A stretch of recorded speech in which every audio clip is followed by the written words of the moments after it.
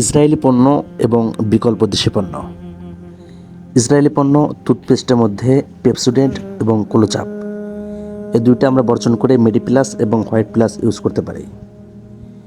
ড্রিঙ্কসের মধ্যে Coca Cola, Pepsi এগুলো Israeli পণ্য, এই দুইটার বদলে আমরা মোজো কিংবা ফ্রেশ কোলা ইউজ করতে পারি। ক্লিয়ার ড্রিঙ্কস অর্থাৎ 7 আপ এবং স্প্রাইটের বদলে আমরা লেমন এবং লেমু ইউজ করব।